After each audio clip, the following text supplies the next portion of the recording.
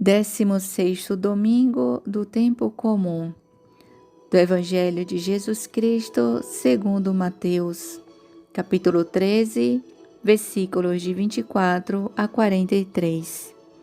Naquele tempo, Jesus contou outra parábola à multidão. O reino dos céus é como o homem que semeou boa semente no seu campo.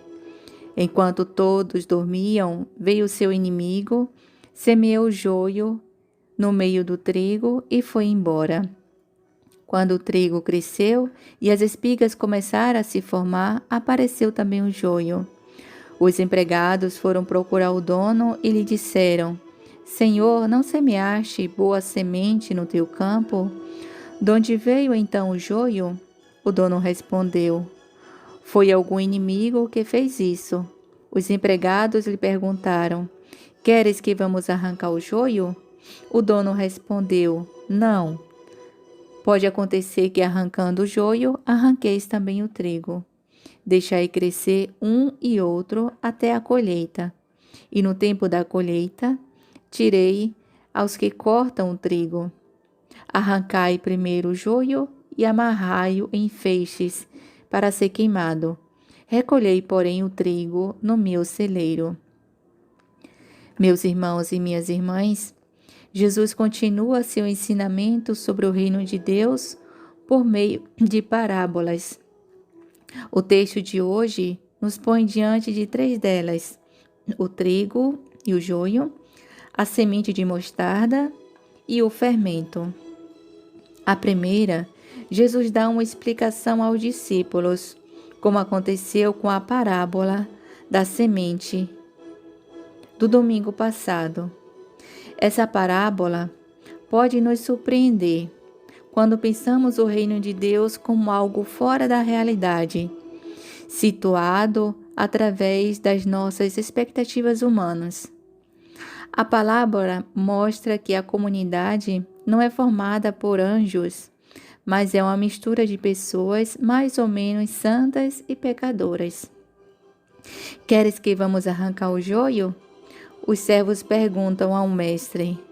A resposta é decisiva: não. Pode ser que arrancando o joio, arranqueis também o trigo. Vemos um conflito de olhares. O dos servos baseia-se sobre o mal, e o do Senhor sobre o bem. O semeador incansável repete: olhe para o bom trigo de manhã, não para o joio. A tentação dos discípulos talvez seja também a nossa, arrancar o joio. Aqui a tentação farisaica de separar bons e maus é combatida pelo Mestre. Diante de Deus, uma espiga de trigo bom vale mais do que todo o joio do campo. O bem é mais importante que o mal. A luz conta mais que as trevas. Gostaria de fazer aqui alguns convites que podem ajudar a nossa reflexão. A parábola nos convida à paciência e a condenar o julgamento precipitado, pois o julgamento seletivo cabe a Deus no dia da colheita. Além do mais, cada um de nós é um pouco de trigo e um pouco de joio. Quando nos consideramos melhores que os outros, podemos nos tornar pessoas odiosas, intolerantes. De fato, a moral do Evangelho, meus irmãos e minhas irmãs, não é a perfeição, o ideal absoluto e imaculado, mas a fecundidade, a abertura à palavra, a acolhida ao reino de Deus.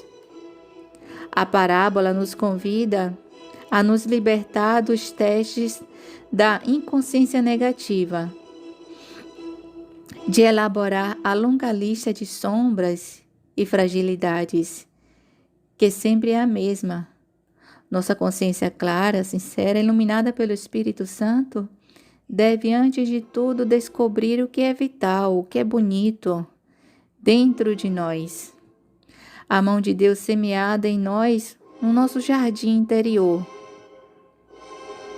Nos diz Padre Hermes: não sou meus defeitos ou fraquezas, mas meus amadurecimentos, minhas potencialidades.